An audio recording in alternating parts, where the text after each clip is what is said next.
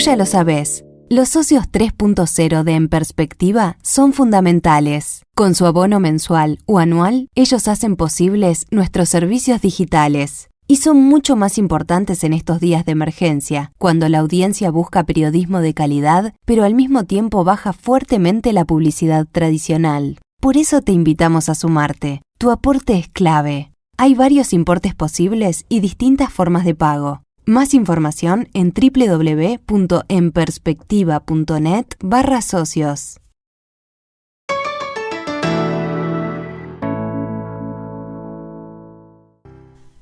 El gobierno creó una comisión de científicos que lo asesorará sobre cómo conducir la transición hacia la nueva normalidad que vendrá después de la emergencia sanitaria provocada por la pandemia del nuevo coronavirus.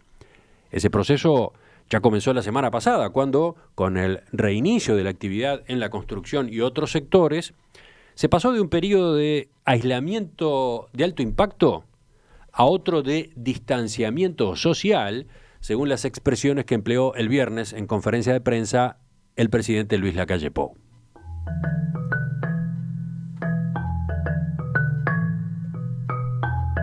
Lacalle Pou informó que el grupo de expertos que coordina el director de la Oficina de Planeamiento y Presupuesto, Isaac Alfie, está integrado también por Rafael Radi, especialista en biomedicina, presidente de la Academia Nacional de Ciencias, Henry Cohen, gastroenterólogo y expresidente de la Academia Nacional de Medicina, y Fernando Paganini, matemático e ingeniero eléctrico, miembro de la Academia Nacional de Ciencias. ¿Cómo es el trabajo que tiene por delante este grupo? ¿Hasta dónde llegará su aporte? ¿Cuándo estarán sobre la mesa las primeras recomendaciones? Bueno, vamos a conversar a partir de este momento con Rafael Radi, uno de sus integrantes. Hemos conversado con él en otras ocasiones ya, ustedes lo ubican, doctor en Medicina y Ciencias Biológicas, profesor titular en la Facultad de Medicina de la Universidad de la República, presidente de la Academia Nacional de Ciencias y primer miembro uruguayo de la Academia de Ciencias de Estados Unidos. Rafael, buen día, gracias por acompañarnos. Muy buenos días, ¿qué tal? ¿Dónde te encontramos a esta hora? ¿Cómo es el encierro? ¿Cómo es la cuarentena para un científico? Bueno, en este momento estoy en mi domicilio. Tenemos un nivel de actividad en la facultad que es bajo, por indicación y decisión del rectorado. Estamos trabajando a distancia en lo que es enseñanza a través de distintas plataformas. A nivel de investigación, lamentablemente nuestras actividades se han reducido muchísimo. Tenemos algunas actividades basales y esenciales que mantenemos en nuestros laboratorios, que son imprescindibles, con todos los cuidados del punto de vista higiénico que implican el distanciamiento social sostenido que tenemos hoy en marcha. Y luego, en lo personal, no he pasado mal la cuarentena, tengo mis espacios de estudio, vivo en una zona de la ciudad que en los momentos adecuados me permite hacer algún nivel de actividad física con el distanciamiento social sostenido adecuado, y tengo un montón de cosas para hacer, así que en lo que me es personal estoy muy bien. ¿Y cómo te resulta esta expresión que comenzó a circular la semana pasada, a partir del viernes, en esa conferencia de prensa del presidente de la República? ¿Qué tal este término, la nueva normalidad? Bueno, ese término en realidad surgió en parte del intercambio que tuvimos el grupo de científicos con el presidente de la República, el secretario Álvaro Delgado y el economista Alfie, Gonzalo Baroni y Hugo Dicio, que fue el conjunto de personas que tuvimos una reunión en Torre Ejecutiva muy prolongada el día jueves 16 de abril.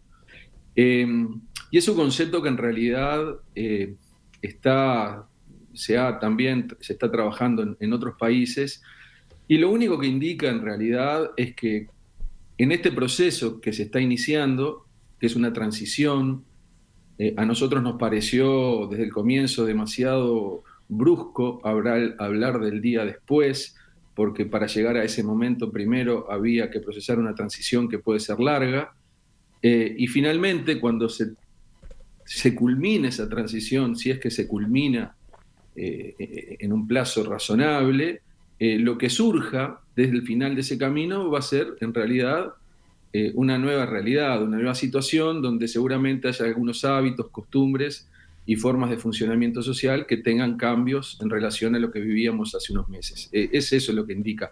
Es decir, la vida dentro de un año no va a ser igual en todos los términos de lo que fue la vida hace un año, en términos de viajes locales e internacionales, grandes espectáculos públicos, seguramente algunos usos y costumbres a nivel de amigos y familia. Van a haber algunas cosas que seguramente vayan a cambiar y en el mundo del trabajo también puede ser que esté sufriendo algunas modificaciones a partir de todas las nuevas tecnologías que en forma muy acelerada se tuvieron que poner a andar en estos días. Y lo que marca simplemente es eso, no es volver al mismo lugar, sino a un lugar que va a ser diferente y que esperemos que sea inclusive de mejor calidad que el lugar donde estábamos. Estuve revisando las comunicaciones que el presidente de la calle Pou redactó con las invitaciones para integrar esta comisión. En ella se dice que lo que se procura es asesoramiento para conducir la estrategia que nos permita transitar de la actual situación de aislamiento social hacia un escenario de normalización del funcionamiento de nuestra sociedad en el marco de la pandemia generada por el virus COVID-19. ¿Cómo reaccionaste cuando recibiste ese texto? Bueno, en realidad esto fue un proceso, es decir, por un lado, desde hace muchos meses, desde el inicio de este problema en China, la comunidad científica uruguaya en general, la mundial obviamente, y en particular colectivos científicos en los que estoy muy cerca, como la Universidad de la República, la Academia Nacional de Ciencias y la Academia Nacional de Medicina, empezamos a tener una reflexión sobre lo que se venía y un conjunto de grupos de investigación muy talentosos empezaron a trabajar en tratar de entender qué proceso se venía, qué herramientas teníamos que generar para estar más preparados y a su vez cómo generar escenarios predictivos para el futuro. Todo eso transcurría en el ámbito académico, mientras cuando arranca la pandemia, a su vez, hay una aproximación importante y un convenio que se genera entre el Ministerio de Salud Pública con la Universidad de la República y el Instituto Pasteur para el desarrollo de los test diagnósticos, porque había una carencia notoria a nivel mundial de proveedores y había que dar una respuesta. Esa primera experiencia ha sido exitosa. Los investigadores se redireccionaron y básicamente sus laboratorios de investigación pararon de hacer lo que estaban haciendo. El uso de sus reactivos, de sus insumos, de sus equipos, fueron todos redireccionados para la emergencia. Y eso fue como una primera aproximación en un punto concreto. En el día 3 de abril, el Gobierno Nacional convocó a un subconjunto de científicos y en ese momento me propusieron la posibilidad de colaborar en pensar un abordaje con un mayor nivel de información científica, que recibí con sorpresa y que, bueno, pedí procesarlo algunos días, hice las consultas apropiadas con miembros de la Academia de Medicina, la de Ciencias, con la Universidad de la República, estuve en estrecho contacto con el rector Rodrigo Arim y con la prorectora de investigación Cecilia Fernández, y bueno, y de todo eso surgió un esquema de trabajo en donde, por otra parte, en lo que me es personal, indiqué una serie de condiciones previas para poder asumir la tarea, que es una tarea honoraria y que desarrollamos además de todas las otras cosas que seguimos haciendo, como nuestros trabajos como docentes universitarios y todo lo que es nuestra actividad con el exterior. O sea, una recarga de trabajo. Y que se asume, en el caso tuyo, a nivel personal o a nivel institucional.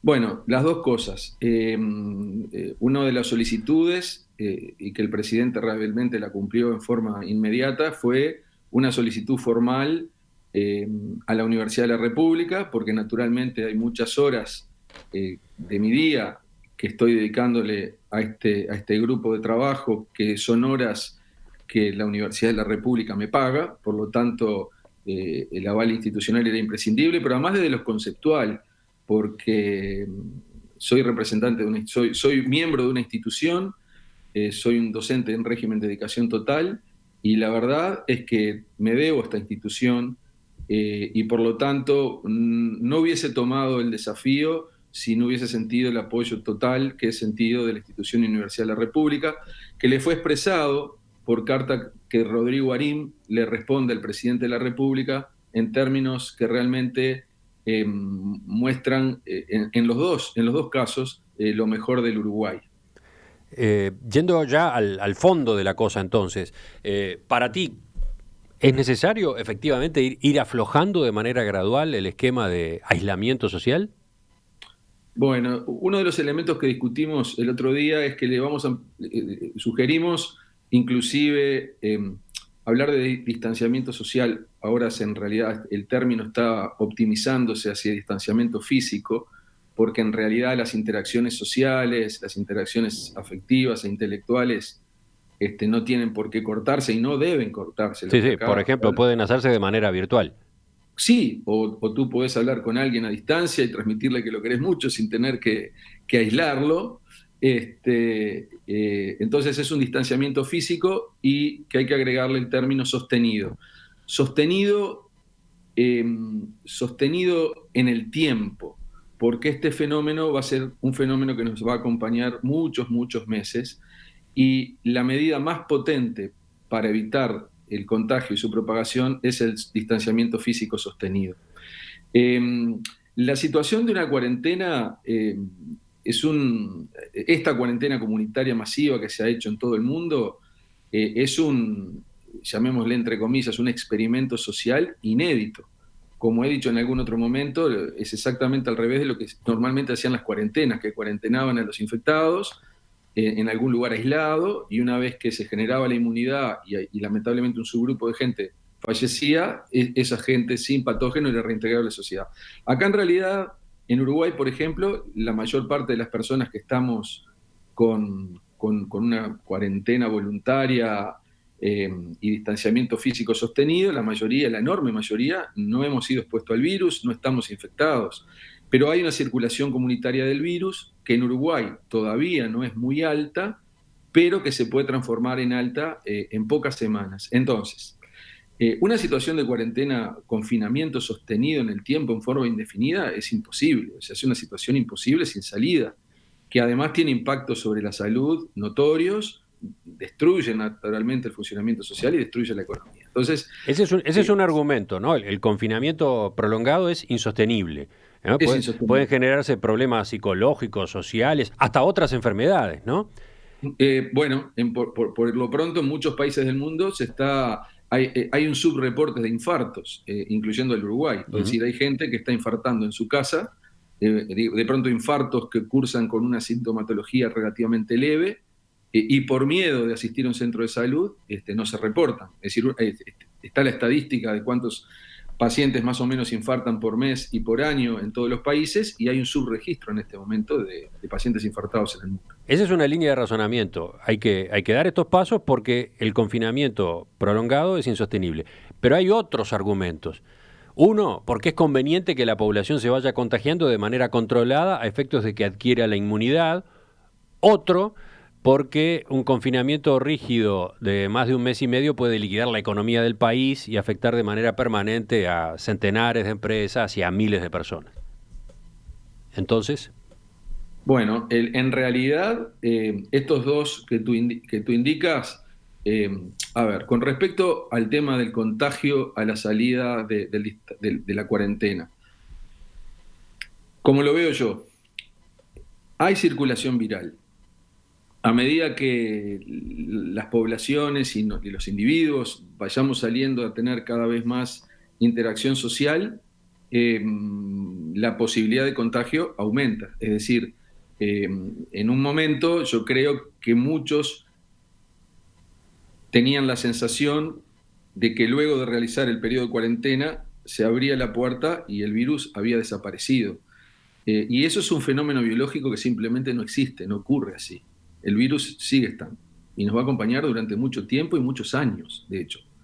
Entonces, una posibilidad es plantear que las poblaciones que tienen menos riesgo y además manteniendo las medidas de distanciamiento físico sostenido, puedan empezar a realizar algunas actividades, aunque siempre naturalmente el riesgo de contagio existe.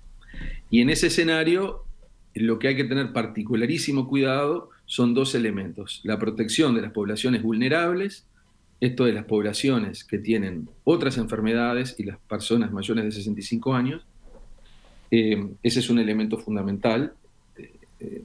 Y por otro lado, que no se dispare la contagiosidad a un punto que si alguien necesitara un nivel de atención médica de alta complejidad, es decir, un centro de tratamiento intensivo, lo tenga a disposición para que se le pueda brindar la mejor atención médica.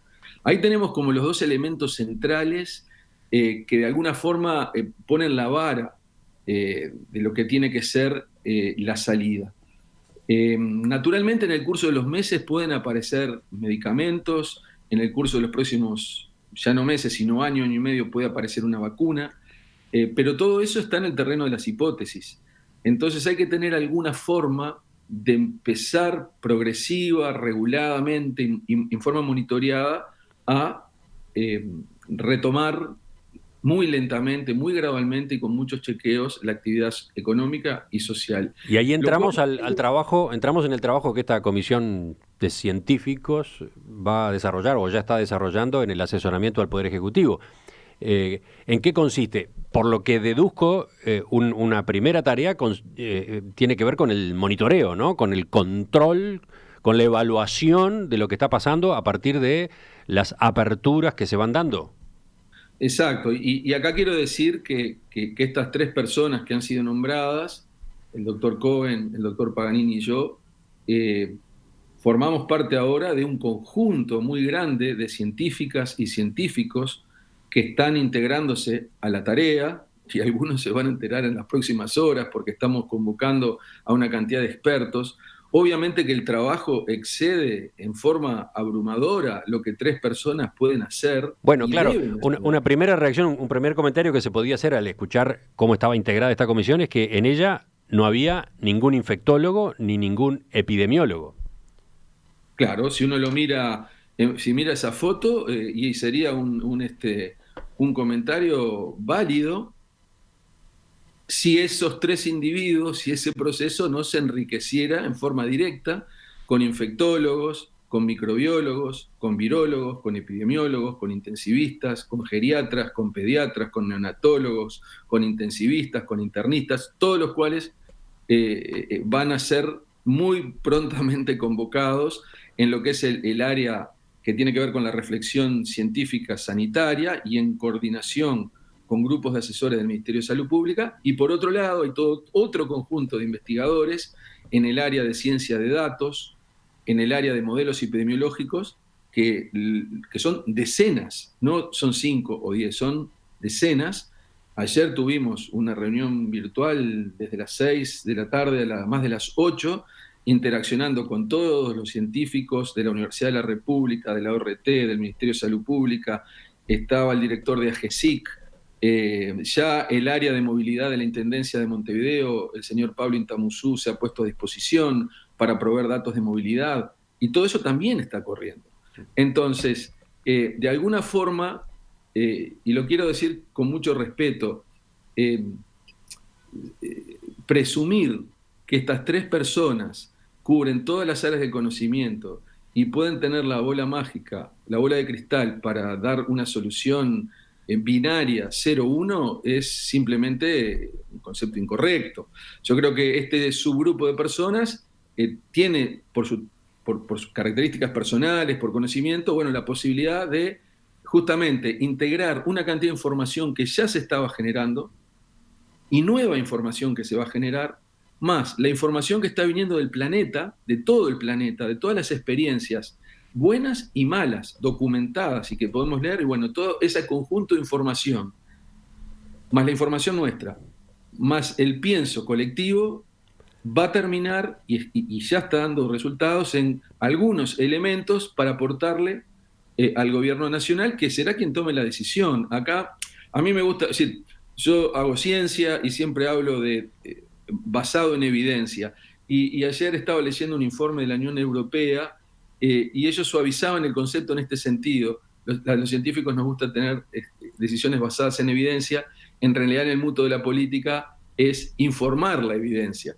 porque de repente la decisión es con evidencia informada, pero a veces hay decisiones que el mundo de la política tiene que tomar que pueden entrar en conflicto con lo que la ciencia aconseja. Ese ya no es un asunto nuestro. Así que entonces, una primera tarea consiste en monitorear, evaluar, Sí, qué consecuencias está teniendo, por ejemplo, la reactivación de la construcción que se inició el lunes de la semana pasada, o el hecho de que algunos ministerios están convocando a su personal a que vaya a desarrollar las tareas en las propias sedes físicas, o bueno, el ingreso de las clases presenciales en más de 500 escuelas rurales a partir de este miércoles. En primer lugar, eso, control, seguimiento. Sí, y además el monitoreo que tiene que irse enriqueciendo. Es decir, este grupo de trabajo pretende agregarle una capa de información a los tomadores de decisión. Ese es el objetivo final. Tener una capa más de información para tomar decisiones de mejor calidad. Entonces, en relación al monitoreo, por un lado tenemos los monitoreos que se pueden hacer en relación a hacer testeos de infección en colectivos que se vayan abriendo. Eso es algo que está en estos momentos, en estos días, en pleno análisis. ¿Qué es eso? Por ejemplo, ahora que se abrió la construcción. Testear en esos sectores específicamente. Sí, ahí está. Esto es una discusión a nivel mundial porque no tenemos infinitos test. No tenemos 3 millones de test. Entonces, la gran discusión, que es hasta una discusión técnica, es además de los pacientes y el primer círculo de contacto, que obviamente los test hay que usarlo primordialmente ahí, porque ahí es donde está el problema.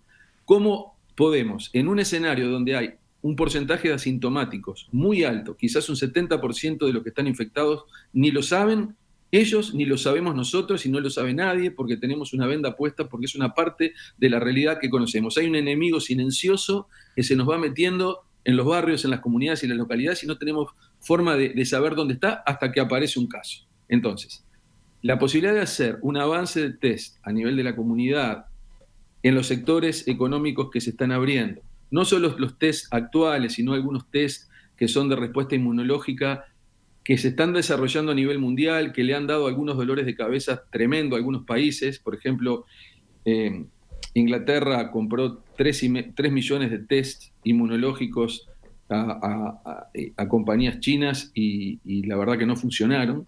Esa es la realidad. Por lo tanto, ahora está el concepto de estos test nuevos, es testee a los tests, porque estamos en ese nivel. Porque, ¿qué pasó acá? La velocidad de la ciencia, cuando se violenta, termina dando productos de baja calidad. Entonces han aparecido una cantidad de cosas que en realidad todavía no sabemos si sirven, y ahí está también la discusión. Sí. Tengo una pregunta sobre eso para hacerte, pero sigamos entonces. Test en sectores de actividad, en los nuevos sectores de actividad. Por otro lado, hay datos que son datos de en qué zona hay individuos infectados, cuáles son zonas de libre circulación de virus, y después hay datos de movilidad, de tráfico. Yo me enteré de algo que no sabía, que Uruguay tiene datos aeroespaciales. Ayer de noche hablamos y decía, yo no quiero que me digan más, en la Rambla hay muchos, en la Rambla hay pocos. Midamos y digamos en tiempo real cuánta gente hay ahora, sábado a las 2 de la tarde, cuánta gente hay sábado a las 3 de la tarde. Sí, porque además las fotos o los videos pueden ser engañosos, ¿no? No necesariamente reflejan la distancia que había entre esas personas, etcétera, ¿no? No, por eso. Entonces, la anécdota de que fui y veo 2 segundos de una cámara de un canal de televisión que me muestra 4 personas juntas y después, digamos, eso todo es anecdótico y hoy tenemos suficiente. Pero lo que pasa es que esa información existe, ahora hay que integrarla para una tarea concreta. El tema de movilidad de la ciudad es lo mismo. Hay muchos trabajos internacionales que están saliendo en las mejores revistas del mundo que indican que el estudio de movilidad y tráfico es un muy buen predictor de lo que puede llegar a pasar. Entonces uno puede tener como alertas tempranas. Entonces, bueno, por eso digo, por un lado tenemos los asuntos de la biología, de los test, y por otro lado tenemos y la circulación viral, que ya se sabe. Después tenemos otros tipos de datos, que son datos de densidad, de movimiento, de tráfico, y también hay que tener datos regionales, porque también eso es una dimensión que queremos agregar. Nosotros podemos hacer todo perfecto, pero si por Río Grande do Sul se nos viene la infección y tenemos todos los mapas, esto parece aquel juego, el War, cuando uno veía las fichitas que se venían moviendo. Cuando uno va viendo eso por el lado de Brasil, hay que explorar qué pasa por el lado de Entre Ríos y hay que trabajar para que también haya un sello a nivel de lo que es la región, porque si no, va a ser muy complicado, porque este es un virus del mundo. Entonces, no es solo proteger en este caso a Montevideo y el área metropolitana. Tenemos toda una frontera muy extendida de un estado como Río Grande do Sul, que tiene infectados, que en el promedio no tiene tantos infectados como Uruguay, pero que hay ya casos en Santa Ana, hay casos en Valle, y eso puede perfectamente entrar en días a Uruguay.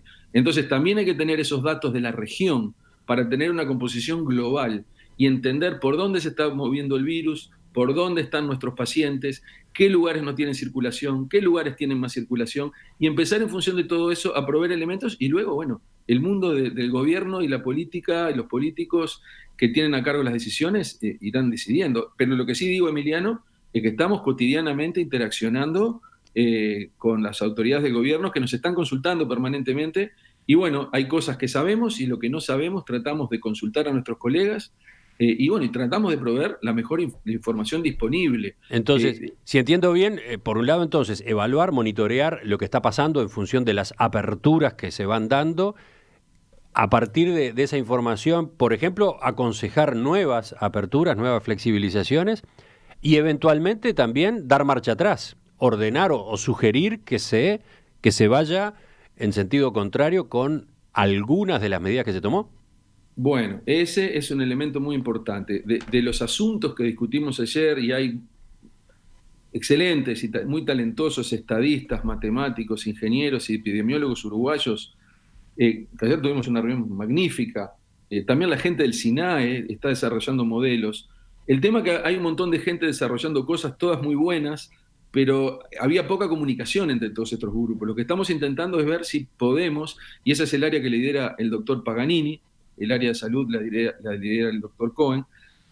Fernando Paganini, el ingeniero Paganini, bueno, está intentando armarse una composición del lugar de todas las cosas que están ocurriendo y cuáles son las preguntas principales que tenemos que contestar. No podemos contestar 100 preguntas, tenemos que contestar 3 o 4 preguntas, porque además nos corre la urgencia.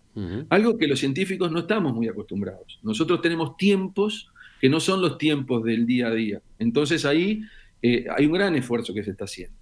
Sí. Y además los científicos somos muy celosos en no decir cosas que no tengan fundamentación. Bueno. Entonces para nosotros también es una tensión todo esto. Pero eventualmente cabe la posibilidad de sugerir que se dé marcha atrás.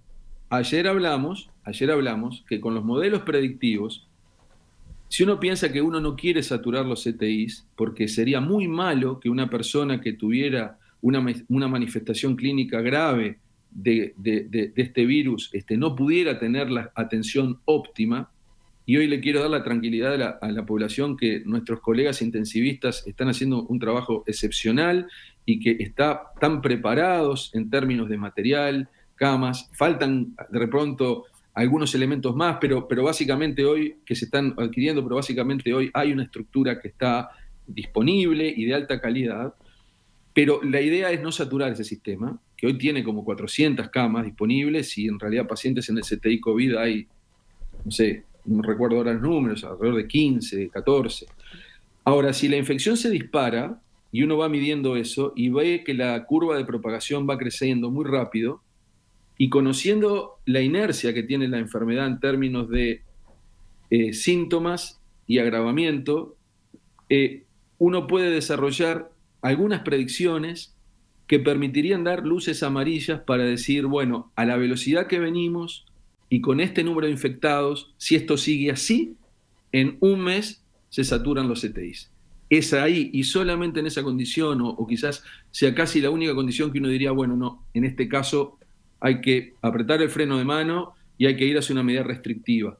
Es lo que se llaman los triggers, es decir, las térmicas que el sistema tiene que tener, porque, digamos, si la cosa sigue como está, lo que va a pasar, vamos a llegar a una situación de colapso, a la cual obviamente no se quiere desear. Obviamente cualquier enlentecimiento genera distorsiones enormes de vuelta, por lo tanto no es lo que uno... Entonces, lo ideal es que haya una apertura muy progresiva, muy coordinada y muy regulada, manteniendo el distanciamiento social sostenido, con gran responsabilidad social, porque todos somos parte de la solución. Acá nadie nos va a traer una solución mágica, ni la ciencia ni el gobierno. Si la ciudadanía no acompaña, es imposible. Entonces, Si eso se hace en forma progresiva, regulada, monitorizada y con la evidencia, las chances de éxito son algo mayores y la necesidad de tener que volver hacia atrás es menor. Pero esto es un partido abierto, como se dice en el fútbol, y dependerá de todos cuál es el destino final de esta salida de Uruguay y de la cuarentena. Tú estás con poco tiempo, creo, ¿no? Tengo algunos minutos más. Algunos minutos más. Entonces, enseguida completamos con 3 preguntas por lo menos que me están quedando. Gracias. Ya retomamos para completar la entrevista con Rafael Radi, presidente de la Academia Nacional de Ciencias, integrante de esta comisión de científicos que asesora al gobierno en la transición hacia la nueva normalidad. ¿En qué consiste el trabajo de esta comisión de científicos que quedó conformada la semana pasada y que asesorará al Poder Ejecutivo sobre cómo conducir la transición hacia la nueva normalidad, esa realidad que tendremos después de la emergencia sanitaria provocada por la pandemia del nuevo coronavirus? Estamos conversando esta mañana en perspectiva con el doctor Rafael Radi. Rafael, escuchando toda la explicación que dabas al principio y que está muy clara, me aparece, por ejemplo, esta duda que es un poco grande, ¿no? 4 meses después de su aparición, el comportamiento del coronavirus, de este nuevo coronavirus, es todavía en buena medida un misterio, ¿no? Hay una avalancha de investigación científica al respecto, muchas veces contradictoria, en algunos casos cuestionada por inválida. Está por otro lado la experiencia de los países que ya han sufrido la pandemia y que han seguido distintos modelos de respuesta con diferentes resultados. Y por otro lado está el hecho de que el grueso de esos países pertenecen al hemisferio norte y por lo tanto padecieron la crisis sanitaria en invierno o primavera, mientras que Uruguay está en el hemisferio sur y por tanto enfrentando a la COVID-19 entre el otoño y el invierno.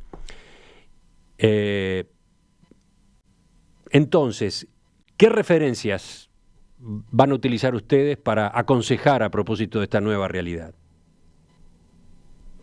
Bueno, estamos naturalmente estudiando todos los ejemplos y la verdad es que la evidencia científica de cuál es el peso de cada una de las medidas que se toma en cada país en función de cuán rápido o menos rápido se empezó, hoy no está definida. O sea, realmente hay elementos que se hicieron, todavía no tenemos claro el impacto de cada una de las medidas que se tomó. Inclusive hay países que tomaron medidas diferentes a las nuestras y les ha ido bien. Un caso que a mí en lo personal me parece que es un caso que hay que mirarlo con particular atención es el caso alemán.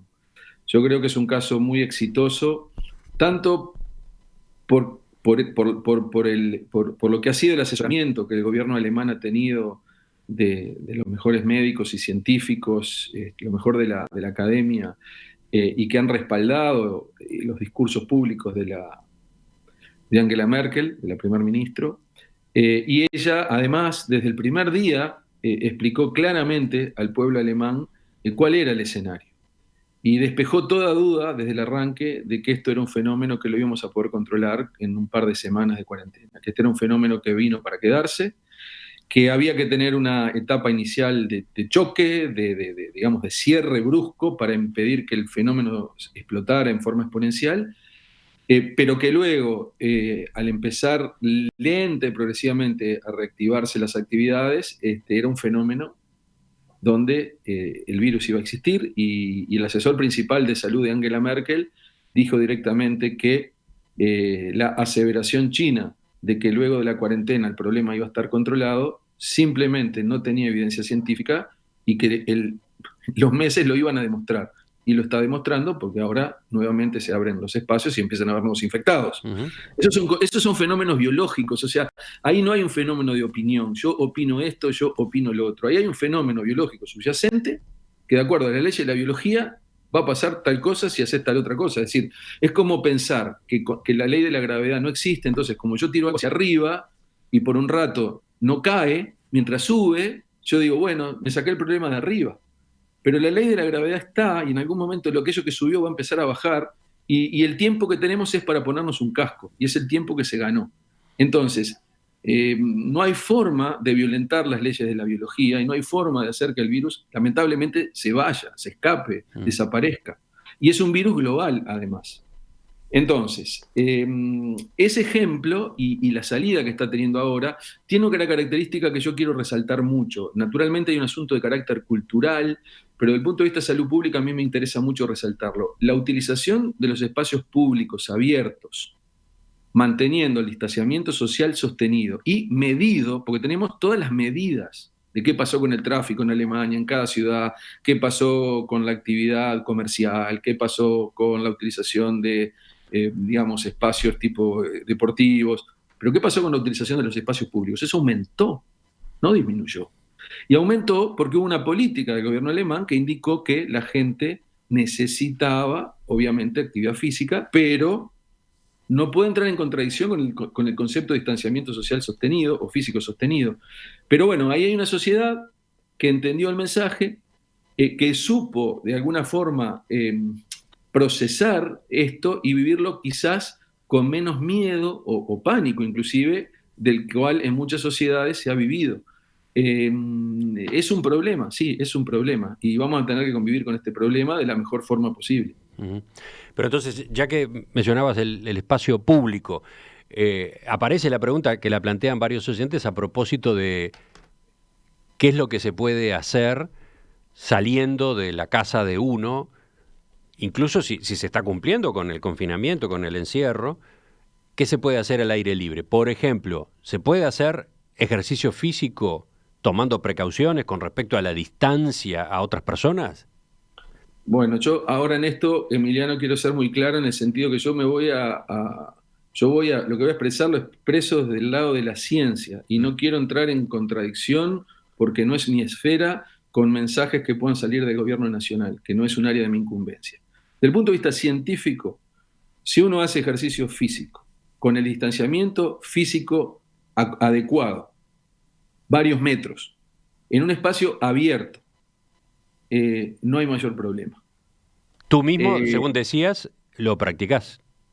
Sí, claro, todos los días. Todos los días voy a un lugar de la ciudad donde hay una densidad mínima de gente o muy poquita gente en horarios donde no hay gente y hago ejercicio físico, claro que sí. Uh-huh. El punto es, claro, que cada uno tiene que hacerse responsable y tiene que cumplir efectivamente con esas restricciones, ¿no? No, lo que no puede pasar es que, por eso necesitamos los datos de lo que está pasando en las distintas partes de Montevideo. Uh-huh. Lo que no puede pasar es que, digamos, una parte grande de la población vaya toda junta al mismo lado en el mismo momento. Seguramente hay que empezar a utilizar más el espacio de nuestro propio barrio, uh-huh, nuestras propias manzanas, nuestras propias plazas barriales. Es decir, la Rambla es muy linda, entonces hay una tendencia a que todo el mundo vaya a la vez a la Rambla, y eso, inclusive no en toda la Rambla, hay sectores de la Rambla que se hacinan.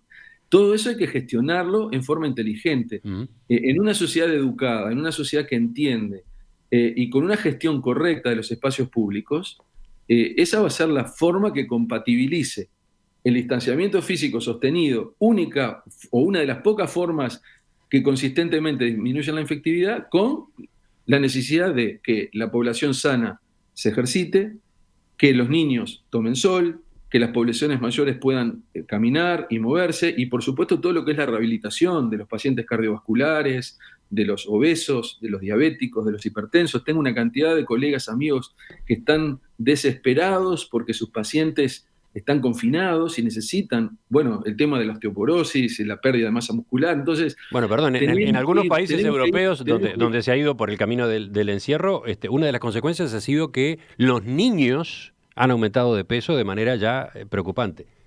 Y han aumentado los accidentes domésticos. Entonces, si uno mira las curvas de utilización del espacio público de Dinamarca, de Suecia, de Noruega, de Alemania, uno ve que aumentaron, mientras que se redujo el tráfico, se redujo el comercios públicos, etc. Entonces, pasado más de un mes del confinamiento, hay que ir pensando en estos ejes que tienen que ver también con la salud pública, que no es el virus, pero que es salud pública, y que si no, nos va a terminar impactando muy fuertemente en el corto y mediano plazo. Esos equilibrios y cómo el gobierno lo transmite ¿Qué cosas podemos nosotros proveer desde los científicos para que luego, si esto se toma, el gobierno lo pueda transmitir en forma correcta? Bueno, ese es un desafío que tiene el gobierno. Lo que nosotros tenemos que proveer son datos y elementos que indiquen, bueno, acá hay un problema, acá hay una posible solución al problema basada en evidencia, y bueno, a partir de ahí ya deja de estar en nuestra esfera. Y después está, por ejemplo, el uso del tapabocas, ¿no? ¿Ustedes ya han tomado una posición en esa comisión de expertos? Bueno, no se discutió el tema, es un tema muy sensible. Nosotros naturalmente hemos estudiado a fondo el tema de tapabocas y es un tema que no es tan lineal. Lo que es claro es que el uso del tapaboca tiene que ser correcto, el tapaboca tiene que estar seco, tiene que estar limpio y es útil en espacios hacinados. Si salgo a caminar por mi barrio y estoy solo en toda la manzana, lo único que va a hacer el tapaboca es impedir que respire bien y que sea feliz. Entonces el otro día veía un querido vecino que salió de acá del lado de mi casa, que vivo en un barrio que básicamente no hay gente, y se iba a la parada, salió a las 7 de la mañana con el tapaboca.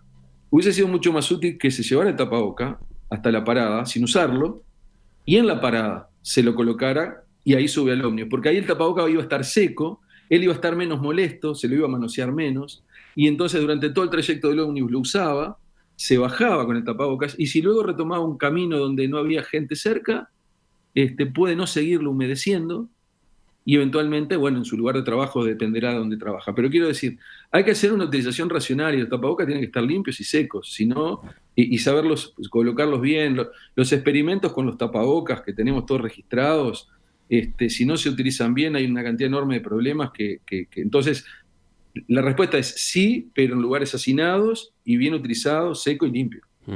Para terminar, hablamos ya más de una vez de la responsabilidad del ciudadano, de la responsabilidad de cada uno de nosotros, ¿no? La libertad responsable con la que insiste el presidente Lacalle Pou, por ejemplo. Ahora, ¿qué responsabilidad la de ustedes, ¿no? En esta comisión de científicos asesores. ¿Cómo sienten esa parte del trabajo? Bueno, realmente es el trabajo es de una multidimensionalidad enorme. Y obviamente reconozco que por momentos la situación abruma un poco, porque hay una necesidad, hay tantas necesidades de toda la población, necesidades de todo tipo que han surgido, que bueno, cuando aparece, digamos, un elemento que puede aportar, rápidamente se generan una cantidad nueva de interacciones y correos y conversaciones y yo creo que globalmente se está yendo por el camino correcto, creo que esto fue bueno. Vamos a ver hasta dónde y cuánto se puede hacer. ¿Qué más? Creo que estas primeras semanas nos van a permitir generar realmente formas de trabajo ordenadas. Como dije, estamos en el área de ciencia de datos y epidemiología que lidera Paganini, como que eso está bastante encaminado. El área del asesoramiento para lo que es más la parte de test, datos sanitarios, etcétera, se están armando los canales de comunicación fluidos con el Ministerio y armando los equipos. Y trataremos con una cierta frecuencia de ir reportando evidencia que pueda ser útil y espero que esta intensidad dure algunos meses, quizás 3 meses, y que después ya quede la matriz de las cosas cómo se continúa esto, porque luego el sistema ya va a ir teniendo sus propios elementos y datos y formas organizativas que solo, digamos, puede avanzar con el aporte permanente, pero creo que lo más duro es ahora, porque es donde nos abruma la incertidumbre. Entonces, bueno, la ciencia lo que a veces permite es que el nivel de incertidumbre baje un poco, aunque el propio Heisenberg se hizo famoso por el principio de incertidumbre, o sea que la incertidumbre a cero no se puede llevar. Rafael Radi, doctor en Medicina y en Ciencias Biológicas, profesor titular de la Facultad de Medicina de la Universidad de la República, presidente de la Academia Nacional de Ciencias. Gracias por la atención a estas preguntas esta mañana. Quedaron muchas, ¿eh? Si me atengo a los oyentes podemos seguir 1 hora más, sin ningún problema, pero creo que el tiempo el tiempo tuyo no lo permite. Nos No, reencontramos. el tema, Emiliano, que es muy claro, es decir, es notorio y es obvio que hay un nivel de información que es fundamental que la sociedad tenga. También es verdad que tenemos que proteger una parte de nuestro tiempo para estudiar, Sí, claro. porque si no es imposible. Entonces, es un equilibrio que no es nada fácil. Algún día, cuando pase todo esto, podremos charlar de eso también. Hasta pronto entonces, muy amable. Buenos días, chao. Chao.